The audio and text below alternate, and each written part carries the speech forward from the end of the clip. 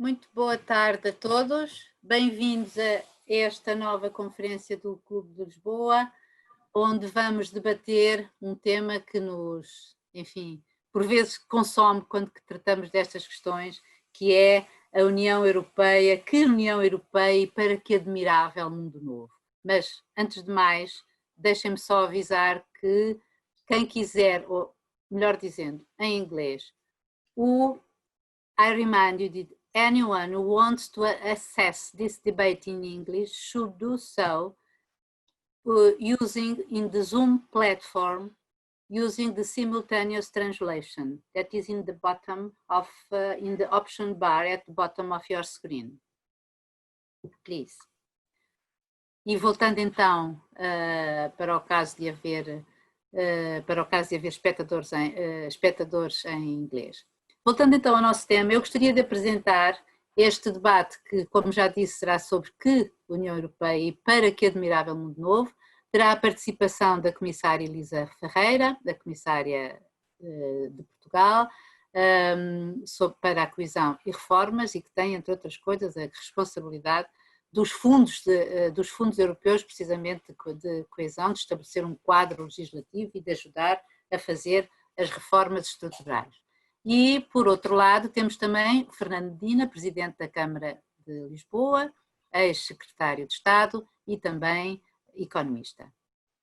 Neste sentido, Senhora Comissária, este tema é um pouco vago, que admirável mundo novo e para que, ou melhor, que União Europeia para que admirável mundo novo, isto suscita um sem fim de questões, tanto do ponto de vista político, como económico, como social, todas as outras que nos podem colocar.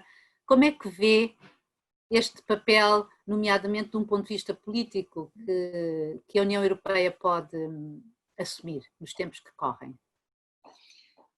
Obrigada, Luísa. É de facto um debate muitíssimo interessante e eu gostava de começar por agradecer ao Clube de Lisboa não só a organização de uma discussão de tanta qualidade, mas o convite para que eu pudesse participar nesta conferência e gostava de a cumprimentar a si e também cumprimentar naturalmente o Presidente da Câmara de Lisboa, Fernando Medina, porque estou certa de que a contribuição dele será fundamental. De facto, entre tantas consequências negativas, é pelo menos encorajador constatar que o Covid não só não impediu, como até estimulou a reflexão sobre uma quantidade de grandes questões da atualidade, sobre a forma como nos organizamos enquanto sociedade e de que forma vamos construir o nosso futuro. E, portanto, a maneira como é colocada essa questão faz sentido. Mas procurando tentar responder ao tema deste debate, essa tal questão, que a União Europeia para um admirável mundo novo, não sei se o mundo pós-pandemia vai ser admirável.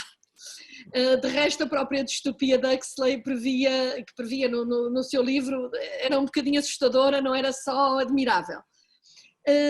Do que eu não tenho dúvida é que o mundo que vai sair daqui vai ser um mundo diferente. Nomeadamente porque é preciso que sejam retiradas todas as lições possíveis desta crise. E ainda que não seja admirável, eu espero que o mundo que vai sair daqui seja diferente e seja melhor a vários títulos. Desde logo nos contratos sociais que estão na base das nossas sociedades, na qualidade da nossa democracia, no modelo de desenvolvimento das nossas economias, na capacidade de resposta às preocupações e inquietações dos cidadãos. O populismo, que é também um dos temas deste painel, alimenta-se precisamente da falta de resposta a essas preocupações. O problema não são as perguntas que as pessoas colocam face aos enormes desafios que enfrentamos, sejam eles a globalização, as alterações climáticas, a revolução tecnológica, as desigualdades, as migrações, mas sobretudo o desencanto advém do desconforto que resulta da falta de respostas adequadas para estas perguntas, na minha opinião. Perguntas que são feitas por toda a gente, como por exemplo, porque é que a Europa se mostra tão preocupada com a proteção do ambiente e dos direitos sociais e depois na sua política comercial não impõe regras mínimas às importações que ao entrarem na União Europeia com normas de produção inferiores às internas, geram deslocalizações de produção, perdas de emprego para outras zonas do mundo. Esta é uma questão que muita gente coloca. Ou então, como é que foi possível que no meio de uma crise financeira global, como foi a crise de 2008, o discurso político se tenha por vezes limitado a objetivos que, embora tecnicamente louváveis, inquestionavelmente, caso do cumprimento das décimas para a meta do déficit orçamental, mas de facto quando as pessoas estão a debater-se com perdas de emprego, com a ruína das suas empresas ou sem acesso a serviços básicos de saúde, estas questões parecem completamente desconectadas do resto da sociedade e das suas preocupações. E por último, a título de exemplo, como é possível, outras perguntas que as pessoas se colocam, como é possível que o sistema bancário tenha chegado a um tal grau de desregulação em todo o mundo, que para salvar os depósitos dos cidadãos, os Estados tenham tido de injetar nos bancos montantes astronómicos que escasseiam para outros objetivos sociais. E, portanto, este tipo de contradições, aliado ao facto de muita gente se sentir à margem do sistema, é para mim, na minha opinião, uma das principais fontes de desconforto e que se exprime depois em atitudes contra o sistema. Um sistema que não lhes dá a resposta adequada, no momento adequado e em tempo adequado. No atual contexto, em que o mundo está a sofrer efeitos inimagináveis de uma crise gravíssima, é importante que as instituições e os decisores estejam à altura do que é necessário fazer, ainda que as causas sejam exógenas e que estejamos numa fase onde nem tudo ainda se sabe, nem sobre a doença, nem sobre os seus impactos económicos. E é por isso que nestas circunstâncias de grande incerteza, me apraz registar que a Europa, pelo menos até agora, na minha opinião, foi capaz de gerar uma resposta que pessoalmente considero simultaneamente sólida e adequada para evitar um agravamento das cicatrizes existentes. Porque há cicatrizes que inquestionavelmente vão ficar, quer pela perda de vidas, quer pelas sequelas que foram deixadas nas pessoas que estiveram infectadas e que de facto ficam com problemas de saúde, quer pela perda de empregos, quer pela perda de negócios. Mas nesse sentido, quando me perguntam que União Europeia neste novo mundo, o que me parece importante desde logo é que seja uma Europa atuante, uma Europa capaz de restabelecer esses laços afetivos e de confiança mútua a que a União Europeia nos tinha habituado no passado, assente nos princípios de solidariedade e de democracia. E eu creio que depois de uma fase inicial um bocadinho titubeante, porque toda a gente, a pandemia apanhou-nos a todos de surpresa e de facto incidiu numa área onde as competências da União Europeia são subsidiárias, portanto a União Europeia e alguns cidadãos nem se percebiam disso, digamos, as competências em matéria de saúde são competências nacionais e não a nível da União Europeia. A resposta europeia, passada essa fase inicial, dizia, tem sido convincente, a meu ver, incorporando vários níveis de atuação de curto, médio e longo prazo. No curto prazo houve uma resposta de emergência, também ela sem precedentes, no plano sanitário, coordenando compras coletivas de máscaras, material de proteção, e houve também uma resposta no plano económico. E no plano económico flexibilizaram-se as regras das ajudas de Estado, ativaram-se pela primeira vez ativou-se pela primeira vez a cláusula de escape do Pacto de Estabilidade e Crescimento, houve uma intervenção muito rápida por parte do Banco Central Europeu, mas eu gostava de sublinhar isto, permitiu-se que os fundos estruturais previstos para o período 2014-2020, que ainda não estivessem esgotados, pudessem ser dirigidos, reprogramados, para fazer face às necessidades mais urgentes. E estes fundos, que não são fundos novos, mas é uma reprogramação histórica, digamos assim, ou uma flexibilização histórica na sua gestão, ascenderam a cerca de 50 mil milhões de euros e permitiram muitas das intervenções que estamos a ver em toda a Europa. Praticamente todos os países a utilizaram, Portugal também, e com isso, conforme as necessidades dos países, as crianças na escola puderam beneficiar de acesso a aulas digitais, algumas delas receberam computadores em alguns países, compraram-se máscaras e ventiladores, financiaram-se apoios ao desemprego temporário, em Portugal chama-se layoff, mas é variável o sistema, Kurzarbeit na Alemanha, etc. Foram apoiados o funcionamento das pequenas empresas, inclusivamente financiando o seu funcionamento normal. E de facto, enfim, esta iniciativa, que foi uma iniciativa da política de coesão, e eu fiquei contente por ter podido fazer qualquer coisa nesta matéria, de facto demonstrou que há possibilidades. No momento de crise, a decisão foi tomada, com a alteração legislativa foi tomada em 2 semanas, e em abril estávamos a funcionar já com estes novos incentivos. Mas de facto, esta é uma resposta de emergência. Há depois uma resposta mais de fundo que é necessária. E essa resposta também foi dada com a apresentação pela Comissão Europeia em maio de um fundo de recuperação histórico que se sobrepõe ao novo quadro financeiro plurianual que vai vigorar após anos de 2021 a 2027, com elementos completamente inovadores e totalmente diferentes depois daqueles que, enfim, que caracterizaram a reação da Comissão à crise de 2008. Eu ia dar 2 ou 3 exemplos do que é especial nesta reação. Pela primeira vez, pelo menos nesta dimensão, não são os Estados-membros que vão aos mercados endividar-se, cada um por si, para financiar a recuperação económica. É a própria Comissão Europeia que, tendo um orçamento muito limitado, vai num montante significativo, são 750 mil milhões de euros, portanto é quase uma duplicação do quadro plurianual, que é de 1.100 milhões de euros, portanto ela quase duplica o quadro financeiro, e é a própria Comissão que vai ao mercado emitir essa dívida. E a Comissão vai fazê-lo para, em grande medida, utilizar esses fundos para financiamentos a fundo perdido, para financiar a recuperação económica desses mesmos Estados, de acordo com uma chave de distribuição, e aqui também há um elemento adicional novo, que leva em conta não a repartição habitual em função do PIB dos países, mas o impacto PIB e população, etc., a fórmula que conhecemos, mas a redistribuição foi feita refletindo o impacto e as necessidades que os países tinham ou aparentam depois da crise do Covid. Isto é absolutamente único e nem mais nem menos do que uma primeira comunitarização da recuperação económica. E desta vez, ao contrário do passado, estamos de facto todos no mesmo barco. A emissão de dívida europeia é em si um passo gigante.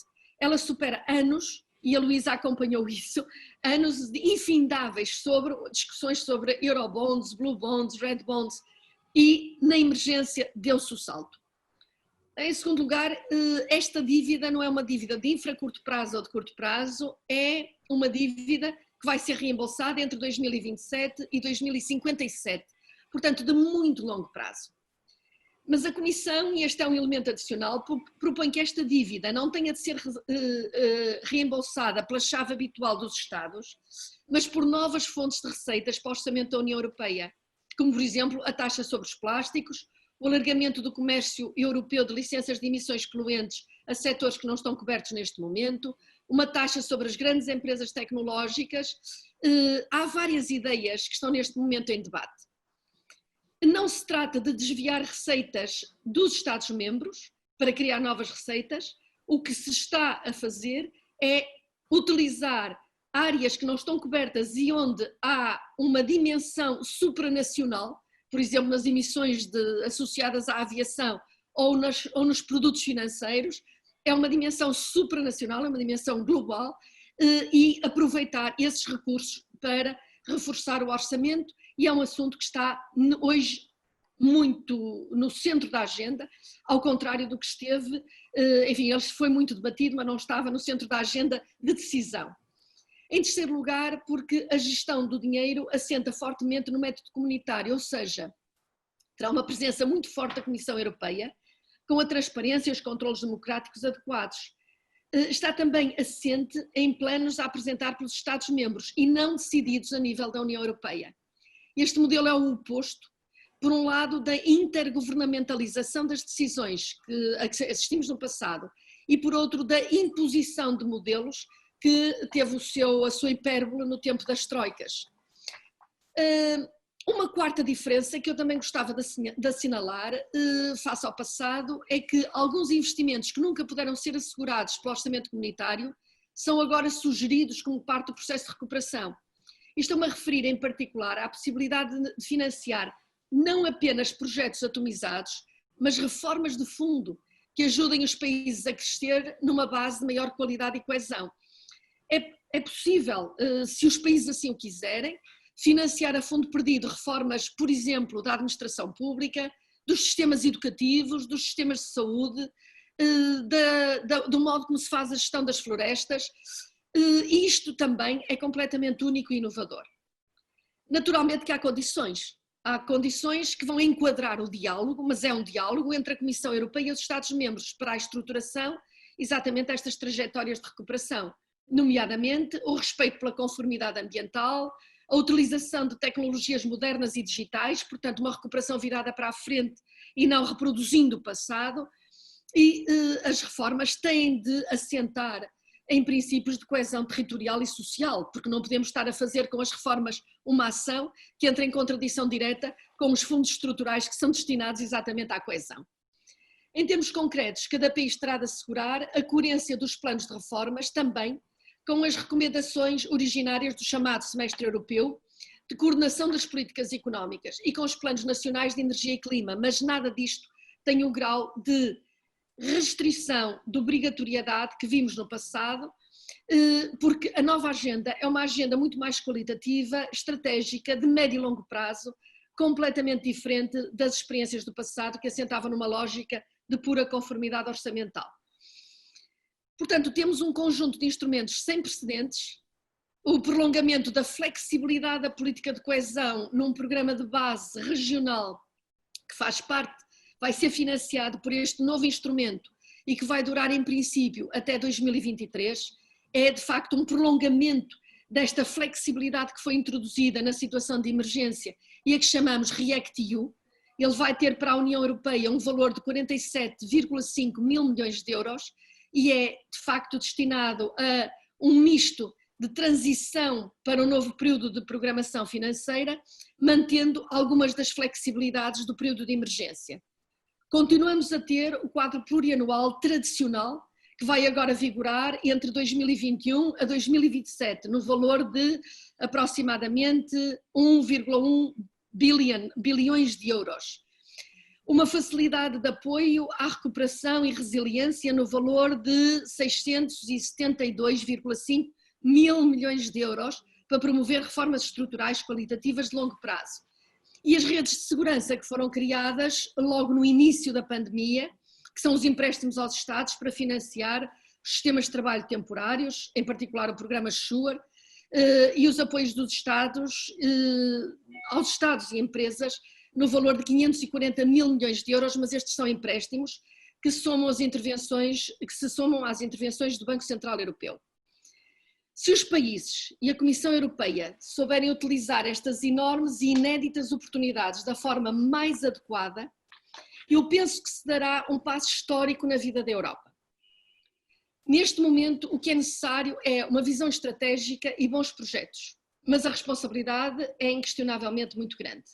Finalmente, e para abordar também uma dimensão deste painel que tem a ver com o lugar da Europa no mundo, a resposta europeia mudou também um pouco o paradigma que era habitual de apresentar a Europa como um espaço desguarnecido perante a concorrência externa e centrado apenas nos fluxos naturais do comércio mundial e do investimento.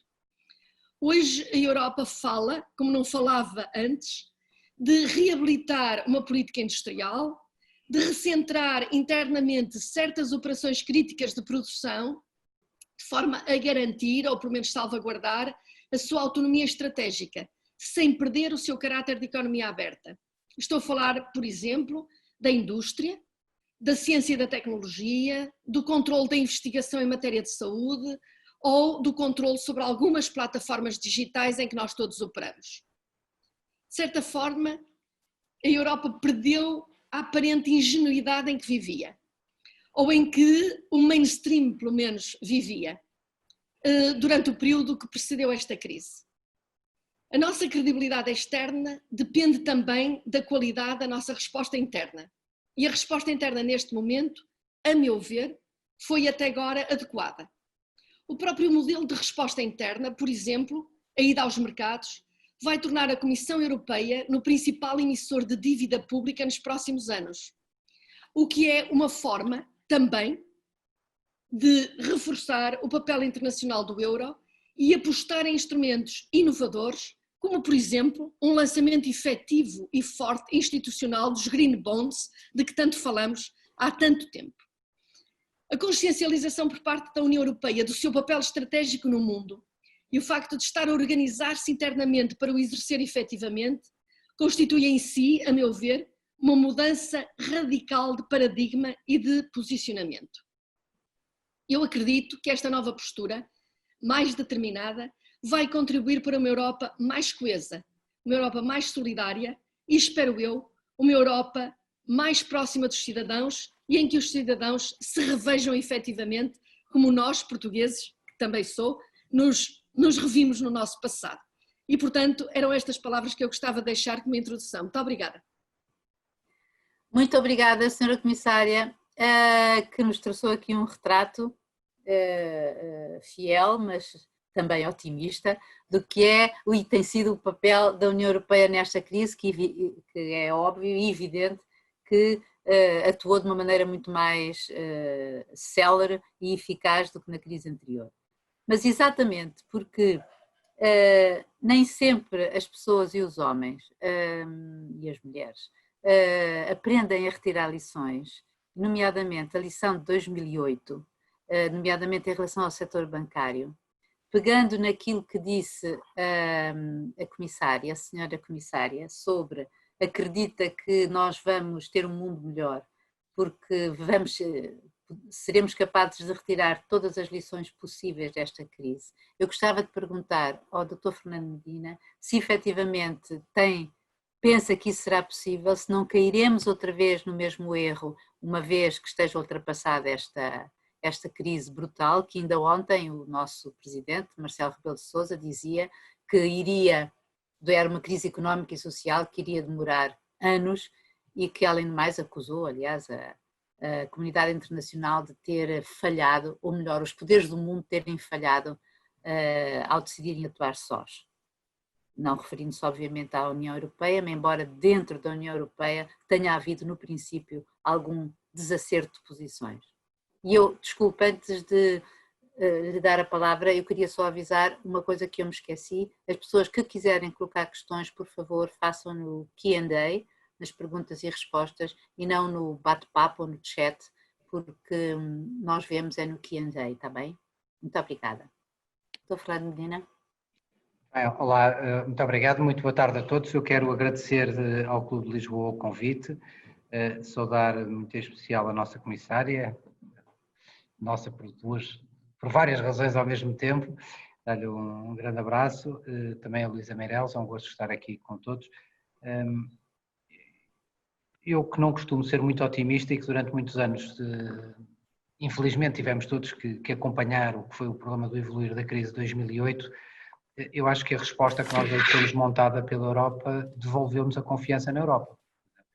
Devolveu-nos a confiança e devolveu-nos aquela Europa que nós durante muitas vezes vimos, nomeadamente em Portugal, aquele país que se ancorou à Europa na ideia de Mário Soares para estabilizar o seu sistema democrático como um grande instrumento de desenvolvimento, essa Europa capaz de nos propiciar essa luz de prosperidade e de bem-estar, é essa Europa que nós estamos a ver aparecer. E eu acho que aquilo que hoje neste momento está em marcha, aquilo que foi conseguido e aquilo que se vai propiciar relativamente aos próximos anos, é de facto, como disse Elisa há pouco, é de facto uma ruptura, uma ruptura no bom sentido, quer dizer, nós viemos de uma crise violentíssima que estilhaçou, no fundo, o quadro de cooperação europeia. Estávamos a viver a crédito do Banco Central, não é? Quer dizer, o Banco Central, com uma política de juros muito baixos, basicamente foi ganhando tempo, não é? Ou foi permitindo, não é? Que os fatores de contradição interna da Europa não se tornassem politicamente ainda mais insustentáveis ao nível de cada Estado. É evidente que não foi suficiente para evitarmos os fenómenos que assistimos, do Brexit, de fenómenos em países da Europa que não interessa agora neste momento nomear, mas que todos conhecemos, em que as evoluções não foram positivas, mas nós estávamos a viver de uma situação do Banco Central Europeu e de um bloqueio político, não é? Mas com um bloqueio político. Agora, esta pandemia, se o que trouxe foi de facto, não gostaria de exagerar na palavra, mas de certa forma trouxe a salvação do projeto europeu no sentido em que forçou, não é, a resolução de um bloqueio na frente que eu acho que é a frente mais importante, que é a frente da resposta económica e social. Porque é precisamente essa à frente, como a Luísa agora sublinhou das palavras de ontem do Presidente, é precisamente essa à frente que não só vai ser mais violenta e mais penosa, porque se vai arrastar com consequências muito pesadas e durante muito tempo, quer dizer, aquela ideia que alguns economistas ainda mantêm de que há recuperações em V na economia, eu só as vi nos livros, não é? Porque cada vez que vejo uma crise, aquilo são recuperações, são sempre mais uns elos, não é? Que depois se transformam em U's passados uns anos largos. Esta vai ser uma crise que vamos demorar tempo a recuperar, vamos ter aqui muitas feridas no meio, mas eu acho precisamente por isso é que foi importante a resposta da União Europeia, que vai precisamente ao coração disto, do problema. É que hoje os países, os atores, têm uma oportunidade e uma responsabilidade que não é pela falta de recursos neste momento que nós não temos os instrumentos para dar uma resposta cabal a uma parte importante dos desafios que estão colocados. E eu sinto essa responsabilidade, quer dizer, sinto esse ânimo e sinto essa responsabilidade. E por isso queria dar esta nota de otimismo, de regozijo, tantas vezes. E quando falamos da Europa, vamos ser claros, vamos falar dos Estados europeus, porque as instituições europeias responderam no seu fundamental muito bem a toda esta crise desde o início. O Banco Central respondeu bem, talvez não na primeira conferência de imprensa, mas talvez 15 dias depois já estava a responder melhorzinho. A Comissão Europeia muito bem. Depois tivemos um problema no Conselho, não é? Mas o Conselho é uma instituição europeia porque há Estados, não é? O grande problema era com os Estados. Eu acho que há aqui uma diferença de fundo muito importante com um sentido estratégico, que é o posicionamento que a Alemanha teve, bastante menos receoso, bastante mais, mostrando aliás que aprendeu bem o problema da gestão da crise de 2008. Acho que o facto de ser uma crise transversal em que claramente a maior indústria exportadora, a maior economia exportadora tem uma dificuldade objetiva se não tiver compradores, acho que também pesou na aceleração da interpretação da urgência, mas eu acho que é para mim indiscutível que abrimos um novo ciclo, não é? E um novo ciclo aberto num ponto muito importante relativamente à questão do crescimento económico, do emprego, da coesão social, precisamente porque ele responde à questão-chave que está aqui colocada nesta conferência também, que é se a recuperação poderá ajudar a combater o populismo. É hoje claro que o populismo se alimenta, como a Elisa aqui sublinhou muito bem, da falta da resposta a perguntas legítimas, não é? Nomeadamente daqueles que durante muito tempo procuram, não é? Uma resposta de aspiração social, de resolução de necessidades básicas, de ascensão social e que durante muito tempo a vêem estagnada. Ora, a Europa pós-moeda única teve sempre taxas de crescimento bastante reduzidas, muitas dificuldades nos elevadores sociais, muitas tensões dentro dos vários Estados e esta é a primeira vez que nós temos aqui uma resposta. Temos aqui uma resposta com solidez, com dimensão, pronto, com muita coisa para fazer, que teremos para resolver, é indiscutível, mas eu acho que é indiscutível este sinal positivo. E é importante que o tenha feito nesta área económica e social, quando também é verdade que, quer dizer, os Estados não deixaram de ser o que são, as lideranças políticas não deixaram de ser o que são, e é evidente que nesta pandemia também, como o Presidente ontem salientou, também vieram ao de cima muito do que é a fragilidade da coesão política hoje dentro do projeto europeu, não é? Porque, quer dizer, aliás, muitos países, como nós fomos ver, geriram esta pandemia não numa lógica cooperativa, mas numa lógica concorrencial. Quando a pandemia começou, os vários países europeus andavam a competir entre si pelos carregamentos de máscaras e de ventiladores na China, e eu sou testemunha disso porque, aliás, estivemos envolvidos nesses processos. Assistimos àquelas coisas incríveis, não é? mercadorias paradas em aeroportos comunitários perante o envio para outros aeroportos, para outros países comunitários. Hoje o que assistimos, não é, relativamente à questão das regras relativamente à circulação, aos voos, tudo isso são sinais, não é, de uma competição e de uma abordagem competitiva que eu acho que está condenado ao fracasso, não é? E acho que se mostra, não é, que está condenado ao fracasso, porque este vírus de facto não tem esta característica, é bastante democrático, não é? Entre os países do Norte e os países do Sul, os países do Ocidente e os países da zona oriental, e por isso o vírus não está propriamente a medir as fronteiras políticas, nem as capacidades, nem as cores políticas, nem os estilos políticos dos países, e simplesmente desenvolve-se, não é? E por isso eu acho que a abordagem competitiva rapidamente falha, não é? E nós vemos, quer dizer, não queria detalhar muito por simpatia diplomática, mas nós vemos aqui, por exemplo, sempre a tensão e a dificuldade das nossas relações aqui com Espanha, que sempre foram tentativamente bastante cooperantes, mas que tiveram aqui momentos nesta pandemia, pronto, que não foram tão assim, porque uns achavam que teriam vantagem se nós tivéssemos mais problemas do nosso lado, e afinal depois os problemas regressaram todos em força ao lado lá da fronteira, e por isso esta lógica é uma lógica que falha, mas é uma lógica que continua presente, não é? As lideranças de vários países não mudaram, dificuldades objetivas que existem são reais, vamos ver como é que realidades europeias emergirão do ponto de vista nacional. Esperemos aquilo que a Elisa diz, que nós consigamos resolver neste momento, ou pelo menos avançar em algo muitíssimo, muitíssimo importante, que é limitarmos a interferência externa daqueles que pretendem fragilizar o projeto europeu, nomeadamente na Rússia e nos Estados Unidos, e que isto seja um processo de facto de valorização do lugar da Europa no mundo. Veremos se isso é capaz. Agora, com estes problemas, com estas dificuldades, com os egoísmos, com os nacionalismos, com todas estas questões, a verdade é uma coisa. No mais importante, que é um instrumento de resposta ao problema económico e social, que temos e que vamos ter, essa já ninguém nos tira. Pronto, e a partir daqui eu acho que temos aqui uma arma muito poderosa para fazer face ao populismo e ao crescimento das forças de desagregação que são muito poderosas e profundamente negativas. Muito obrigada, Dr. Fernando Medina. Senhora Comissária, deixe-me fazer uma pergunta que tem a ver com a resposta europeia e que, como bem disse, se houver uma resposta também retira-se palco, digamos assim, ao populismo.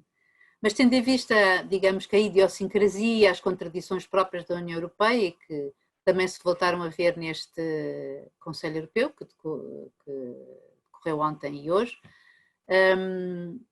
acha possível, e das alertas feitos pela própria presidência, neste momento pela própria presidência alemã, acha possível que tanto o orçamento como o fundo, o tal 1,1 bilhões de euros, que são fundamentais, vitais para a recuperação económica da Europa, sejam possíveis de desbloquear em tempo útil, em tempo de não causar ainda maior desgraça, seja possível desbloquear efetivamente no princípio deste ano, quer dizer, de 2021?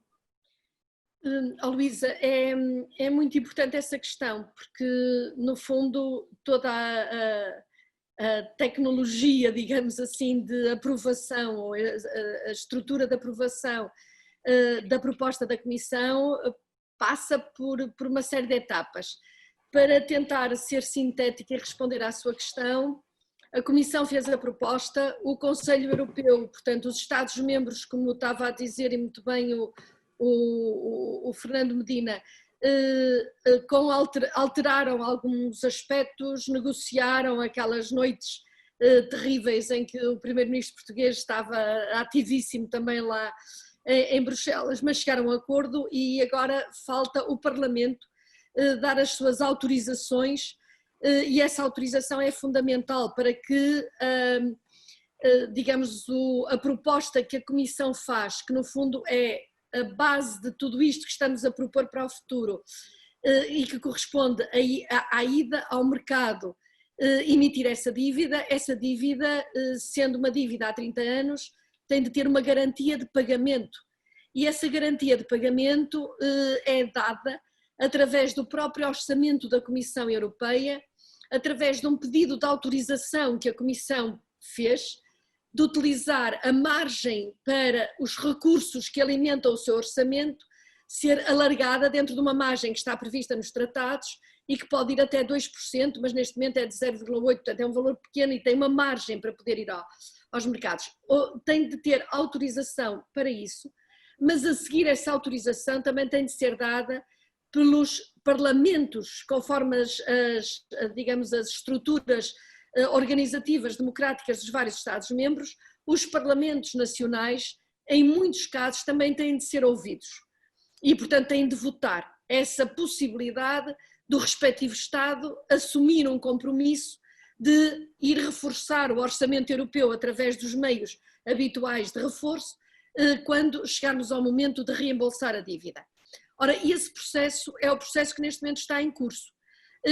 Tudo leva a crer que, uma vez ultrapassados, e é esse o hábito, uma vez ultrapassada a barreira da aprovação pelos chefes de Estado e de Governo no Conselho, que de facto cada um deles será capaz de internamente, nos seus países, obter um voto favorável, um voto bom dos respectivos parlamentos, nos casos em que os parlamentos têm de ser ouvidos. E esse processo, digamos, está neste momento em curso. O próprio Parlamento Europeu levanta questões, e levanta questões basicamente de 3 tipos. Uma primeira questão diz respeito a rúbricas em que o Parlamento ansiava por exemplo, no quadro plurianual habitual, eu digo habitual porque não faz parte deste instrumento novo, mas 2021-2027, ansiava por ter reforços de algumas rúbricas e está a pedir mais verbas e, portanto, veremos o que é que se decide sobre isso. Há outra linha dentro do Parlamento Europeu, que é outra linha que o Parlamento Europeu evoca, que é a questão muito importante de pedir à Comissão que efetivamente lance rapidamente recursos próprios adicionais para o orçamento que libertem de facto os Estados-membros de, em 2027 e nos anos seguintes, virem a ter de fazer mais contribuições para esse orçamento e, portanto, é aí que há toda esta lista de fontes adicionais possíveis, portanto, alargar portanto, o sistema de emissões poluentes ou as taxas associadas às emissões poluentes aos setores que ainda não estão cobertos, lançaram um imposto sobre as transações financeiras, os produtos financeiros, portanto, as vendas e compras de produtos financeiros, portanto, há um leque para isto. Portanto, esta é uma outra pressão do Parlamento e há um terceiro vetor, que é um vetor muito importante também, que é as exigências de que os países cumpram para poderem aceder a estas verbas, aquilo que são os princípios fundamentais da União relativos ao Estado de Direito. E, como se sabe, este é um assunto que levanta muitas paixões, muitas tensões. Portanto, isto para lhe responder, está tudo pronto e estamos a trabalhar com o Parlamento e com o Conselho em todos os textos legislativos que são necessários para pôr as coisas em marcha.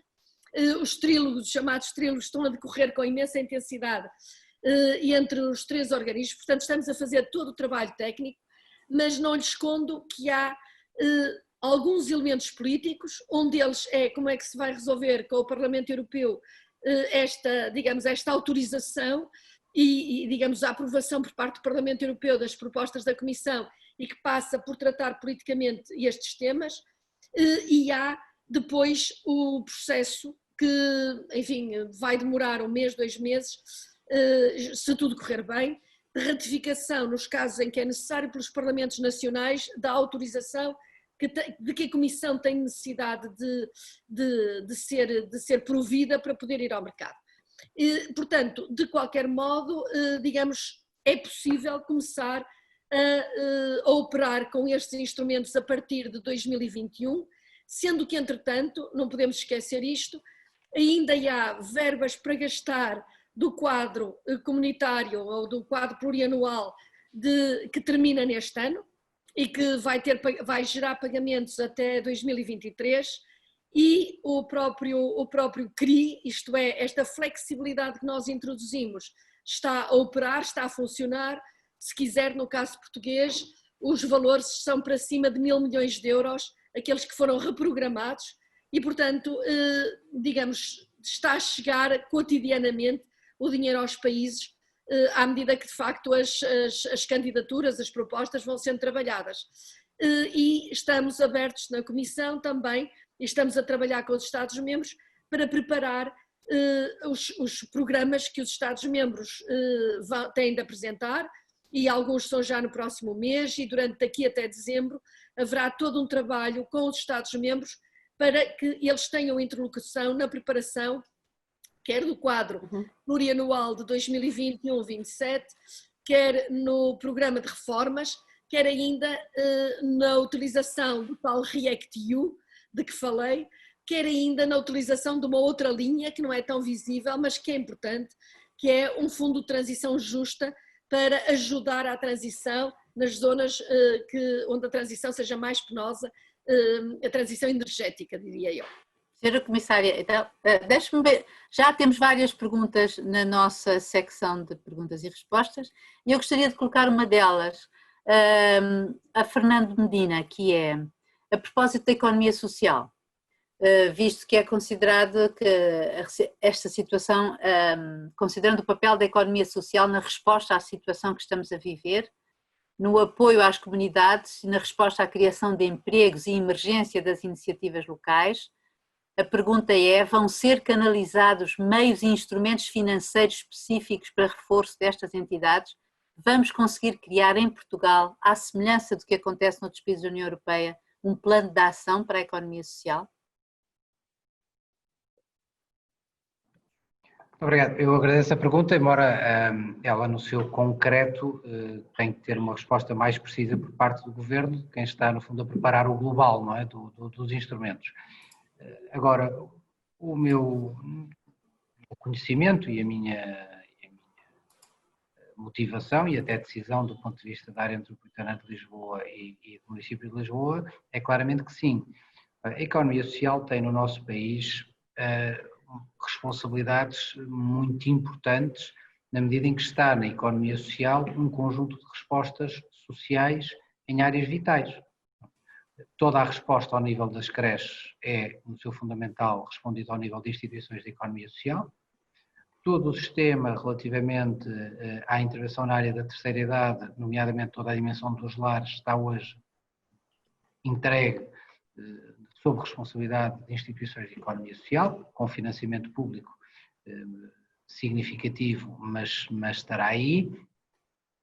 Uma parte importante da resposta nas unidades de cuidados continuados está também nas instituições de economia social, e por isso a economia social não é, quer dizer, a economia social não é algo que nós estejamos a lidar em Portugal, ou possamos lidar em Portugal como uma variável um bocadinho que cresce ou diminui para o lado do Estado e da economia do mercado, não é como se fosse aqui uma opção muito... Lidarmos com uma realidade pequena, que fazemos crescer a partir de uma base pequena. Não, a economia social no nosso país tem sobre si a responsabilidade da operação de setores absolutamente nucleares da nossa vida social. E, aliás, alguns deles, como bem sabemos, cuja capacitação e cuja forma de intervenção esta pandemia veio tornar de uma enormíssima evidência.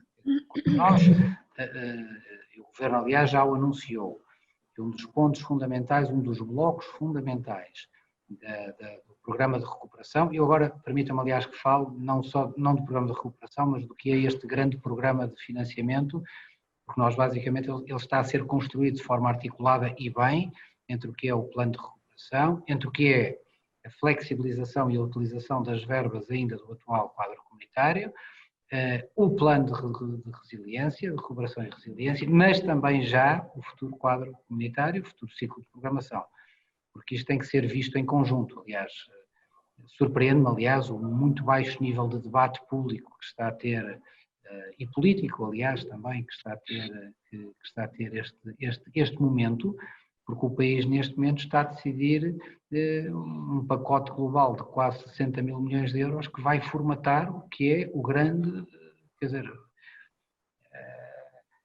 vai formatar o que são as grandes opções de investimento do país nos próximos 15 anos. Tudo isso está a ser formatado agora. Depois poderemos ajustar, não é? Em percurso, não é? Em caminho, mas o fundamental vai ser decidido agora. E nesta área está já identificada uma grande prioridade relativamente, por exemplo, às questões da área da saúde, não é? A área do combate à pobreza, e aqui eu falo em particular do que estamos a trabalhar relativamente à questão das áreas metropolitanas, não é? Onde a pandemia veio tornar à evidência aquilo que nós conhecíamos, mas que o país já se tinha esquecido, é que as áreas metropolitanas são, simultaneamente, as grandes fontes de riqueza, de produção de riqueza, em que há mais recursos críticos do ponto de vista do avanço e do económico de um país, mas é também nas áreas metropolitanas em que estão os fenómenos de exclusão muitas vezes mais duros, mais resilientes e mais difíceis, não é, de serem resolvidos. Isto para dizer que, responder e fechar a resposta, que é na área do combate à pobreza, na área da saúde, na área da ligação muito importante, que é a questão de toda a área relativa à terceira idade, que tem desde a ver com o envelhecimento ativo, com a questão do combate à institucionalização precoce, à habitação segura, à criação de condições de segurança para as pessoas se manterem a sua autonomia até muito mais tarde, até às respostas mais institucionalizadas de qualidade. Tudo isto é, por assim dizer, o reino, não é, da economia social por excelência no nosso país e que vão estar no centro da resposta e vão ter aqui um papel muito, muito importante na execução de uma parte importante destes fundos. E eu não tenho dúvidas que se nós, uma das lições que nós temos que tirar deste processo, que aliás foi transversal na Europa, não é? Que se prende com uma questão muito sensível, que é, por exemplo, toda a questão dos lares, há uma reflexão hoje que é clara a fazer, que é como é que nós fazemos aqui uma evolução, não é, do sistema de institucionalização, por exemplo, dos idosos, no sentido que sejam respostas cada vez mais fortes da componente de saúde, não é? Que sejam menos autónomas do que elas são hoje. E como é que nós caminhamos para um modelo em que as unidades de cuidados continuados, de certa forma, sejam um pouco, a dimensão do cuidado continuado seja um pouco a regra em qualquer instituição onde nós tenhamos a responsabilidade de acompanhamento de pessoas idosas. Este vai ser um grande desafio que nós temos, não só em Portugal, mas em toda a Europa, como se viu, aliás, porque esta separação do social e da saúde, não é? Nós vamos ter que estreitar isto, não é? Isto vai significar uma grande evolução institucional e ela só vai poder ser feita pelas instituições de economia social, porque aqui é nelas a quem o país entregou esta resposta. Luísa, posso só Pode. Posso? Sim, por favor. Porque eu gostava naquilo que disse o Fernando Medina e que é muito importante, eu gostava só de sublinhar alguns pontos que ele referiu e que me parece que é importante termos uma consciência coletiva do que está em causa. Primeiro, os países têm de saber o que é que querem de facto fazer e depois utilizar as várias gavetas que estão disponíveis para obterem o financiamento, porque de facto neste momento nós dizemos que vamos receber 2 vezes mais fundos, mas uma vez que grande parte destes instrumentos são instrumentos de reação de emergência e a sua execução concentra-se nos próximos anos. Portanto, o objetivo é fazer um estímulo à economia que a faça de facto arrancar. E para isso, por exemplo, o REACT vai só incidir nos anos 2021, 22 e 23. Se for ver o plano de recuperação, ele vai existir até 2026, isto é, se virmos as verbas que estão disponíveis para serem utilizadas e geridas nos próximos 4 anos, nós vamos ter anualmente, no caso de Portugal, verbas que são um múltiplo de bastante mais de 2 daquilo que era o hábito do país, a rotina do país de gerir em relação ao quadro comunitário, sendo que ainda temos as sobras, passo o termo, o que está por executar do plano de 2014-2020. Portanto, isto no fundo é um aspecto que convém haver um debate e haver uma clarificação. Em segundo lugar, a questão social é uma questão central, porque um dos elementos que estão subjacentes este plano de relançamento é que, de facto, o relançamento tem de ser verde, o relançamento tem de ser digital, isto é, virar para o futuro utilizando as melhores tecnologias, mas também tem de ser de coesão, de reforço da coesão, quer social, quer regional e espacial, porque o que justifica os fundos estruturais é promover a coesão não só do país como um todo em relação à Europa, mas também a coesão interna do país, porque se o país for excessivamente desequilibrado, a média pende para baixo.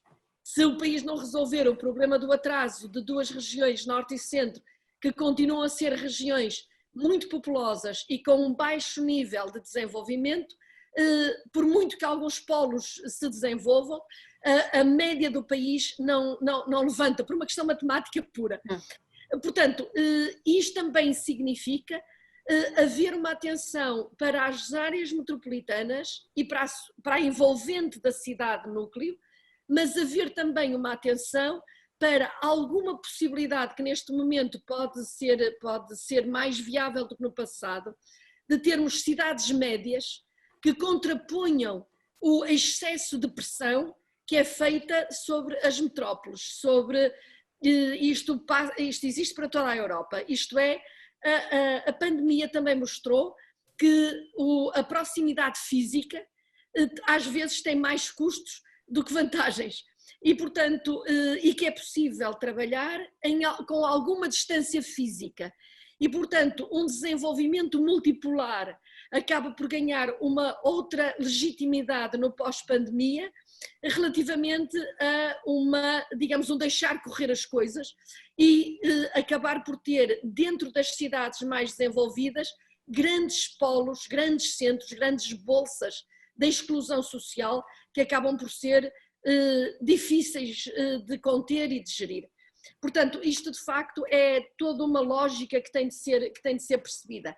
E é importante também valorizar a existência entre os fundos que podem atuar, é o FEDER, é o Fundo Social Europeu, é o Fundo de Coesão, é o Fundo de Apoio, os fundos ligados à agricultura, mas também um fundo de auxílio europeu às pessoas mais carenciadas, que é uma linha exatamente que apoia as intervenções dos vários países relativamente às pessoas mais carenciadas. Portanto, isto eram apenas alguns detalhes, alguns matizes e alguns sublinhados na intervenção que eu acho que é muito oportuna, feita pelo Presidente da Câmara de Lisboa, pelo Dr. Fernando Medina.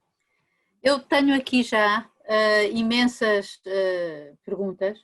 Não vai ser possível responder a todas, nós temos 6 minutos até ao final do nosso debate, mas gostaria de escolher pelo menos um deles que é colocado que é uma coisa mais concreta, quer dizer, concreta neste sentido. Aliás, quem a coloca é um aluno, um ex-aluno da professora Elisa Ferreira e colega de Fernando Medina, e que aborda a economia digital. Ou seja, não só a economia digital, mas todo um contexto que tem a ver com o desenvolvimento da inteligência artificial e do machine learning, como ele diz, através concretamente das redes sociais. E por falar em populismo, que também é um dos temas deste debate, o que ele diz o que ele pergunta é que o aumento do populismo e do radicalismo é também resultado das pessoas receberem conteúdos ditados por algoritmos. Assim sendo, qual é a resposta possível da Europa? Qual é a resposta da Europa neste campo? Como ele diz, quando deixarmos de ouvir e ler opiniões diferentes das nossas, estaremos a ameaçar a democracia e a paz na Europa. Não sei se quer responder. A pergunta é para o Fernando ou é para mim? Não sei, é para mim? É para si, mas está dita para si, sim. É muito difícil, antes de mais nada uma saudação ao ex-aluno que se quis identificar assim, muito obrigada pelo carinho. E é uma pergunta muito, muito difícil. Eu sinceramente acho que há todo um conjunto de tecnologias que nós conhecemos de tentar controlar a difusão através de redes sociais de mensagens que são mensagens de ódio, que são mensagens falsas, e há inquestionavelmente estratégias internacionais que assentam exatamente na divulgação e no fomento desse tipo de práticas.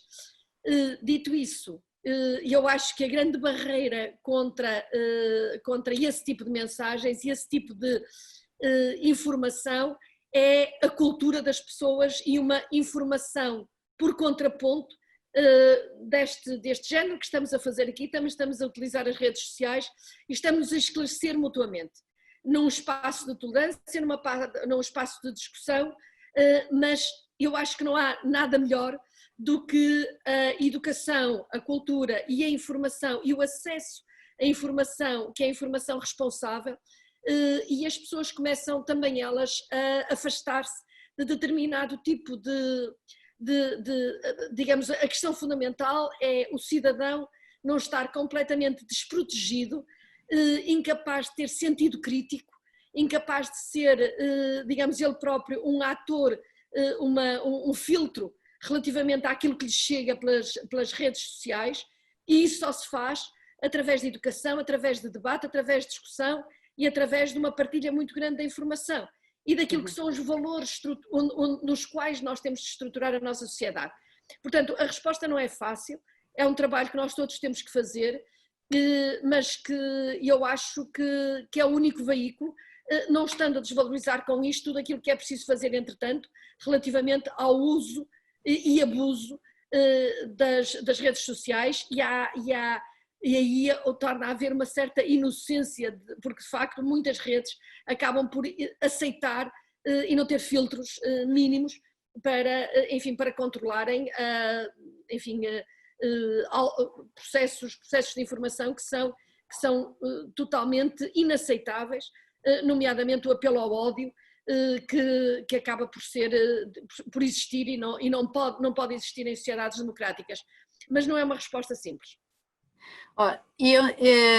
Eu penso que com esta próxima pergunta teremos que encerrar, e gostaria de a dirigir ao Fernando Medina, até porque também tem a ver com Portugal, com a questão, com a resposta que deu, que foi: nós neste momento estamos a formatar, digamos assim, Portugal para os próximos 15 anos. O formatar é meu, é palavra minha, não sua.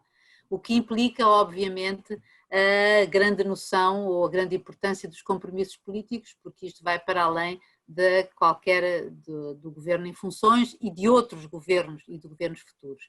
Nesse aspecto, gostaria de saber se acha que isto é uma questão que pode ter solução, se acha que tem uma ideia positiva em relação à importância do consenso e do compromisso em relação a este plano que vai ser apresentado à União Europeia e cujas gavetas teremos que utilizar.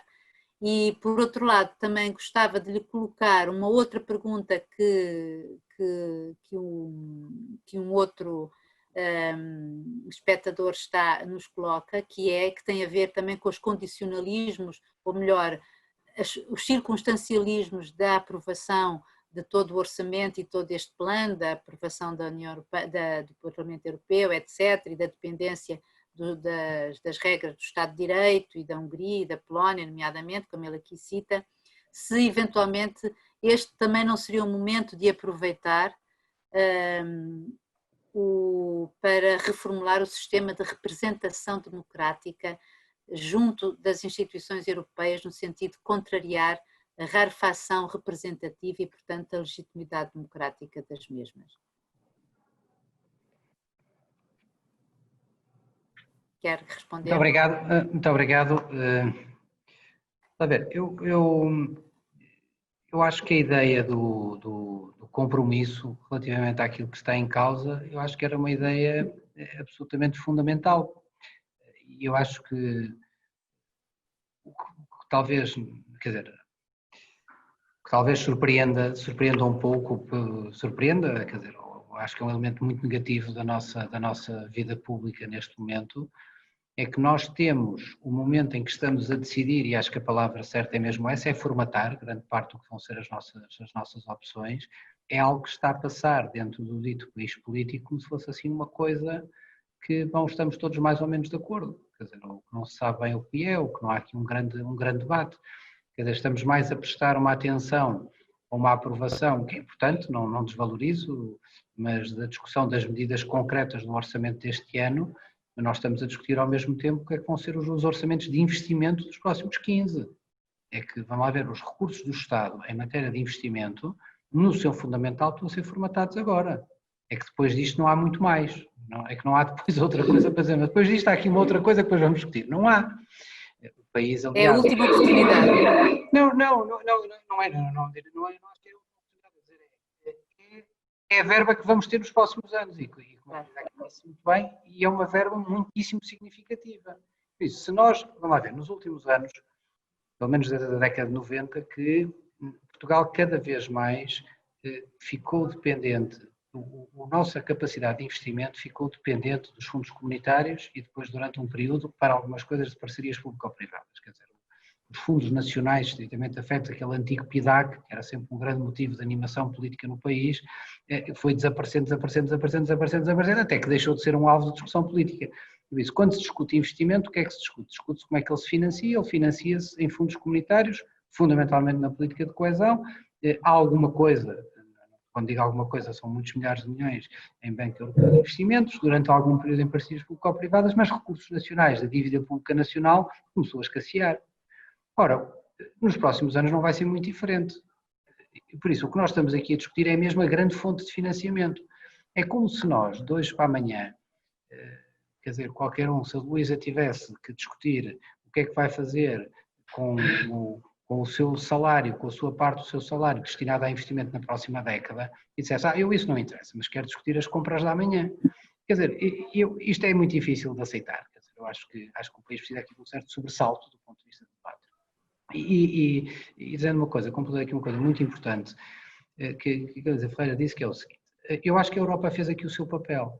Agora nós temos aqui uma responsabilidade, não é? Todos os decisores a todos os níveis em que se vai jogar, que é a tradução concreta do que é que isto significa na vida das pessoas. Por exemplo, isto para a área metropolitana de Lisboa tem uma importância histórica, porque como na política de coesão, por exemplo, não permitia o financiamento da habitação, e como aliás Lisboa está excluída da política de coesão, quase excluída há muitas décadas, nós deixamos de ter instrumentos, desde o célebre programa de erradicação de barracas, que não havia instrumentos de política pública com fogo para fazer face a problemas sérios de habitação.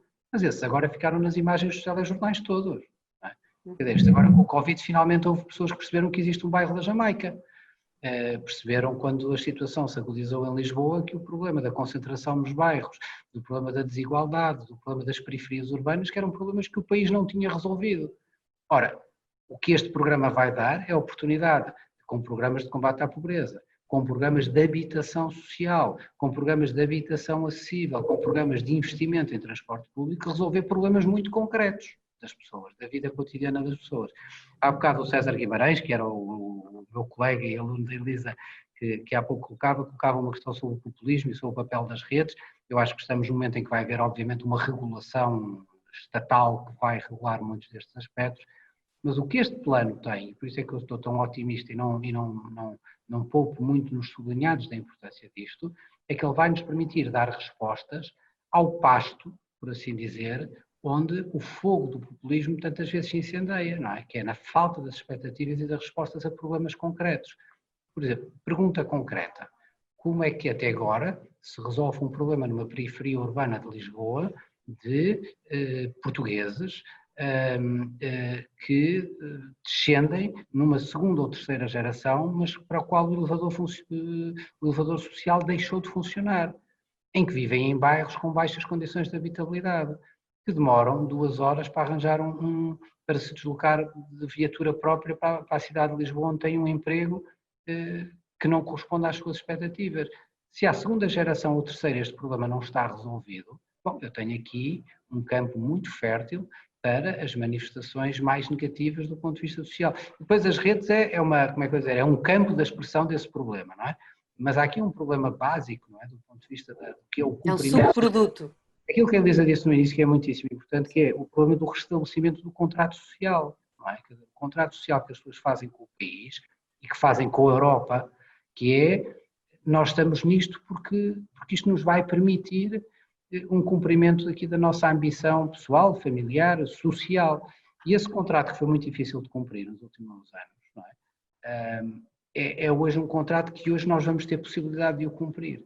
E por isso é que eu acho, e terminava, quer dizer, eu acho que a importância do que está em jogo é pouco compreensível a pouca atenção e o pouco foco que isto está a ter do ponto de vista do debate partidário até no nosso país, porque aqui vai-se jogar muito desta capacidade de responder a um conjunto de problemas.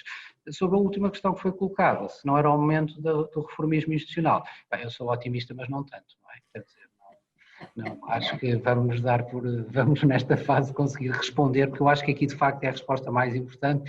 A Europa não acaba num dia, a próxima geração há a ter trabalho para fazer e porventura noutro contexto esse quadro se poderá pôr, mas não tenho nenhuma expectativa que isto se venha a pôr nos próximos anos.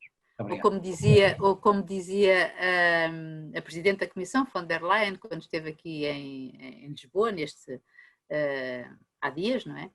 Que como é que a resposta que deu, como é que se come um elefante às fatias, não é? Cada problema por sua vez. Mas este foi muito importante que foi resolvido ou que está a ser resolvido. É talvez o mais importante que conseguiu resposta. Exato. Bom, eu acho que não vai dar mesmo tempo para mais nada. Eu tenho imensa pena pelos que lamento imenso que aqueles que que colocaram perguntas não tenha sido possível responder. Tive que apanhar algumas, mas o tempo não dá para tudo. Nós já esgotámos a nossa hora, ultrapassámos a nossa hora, mas agradeço imenso a todos os que estiveram presentes, à Senhora Comissária Elisa Ferreira, ao Sr. Presidente da Câmara, Fernando Medina, e dou agora a palavra ao Diretor Executivo do Clube de Lisboa, Fernando Cardoso, para seguir o programa. Muito obrigada a todos. Muito obrigado.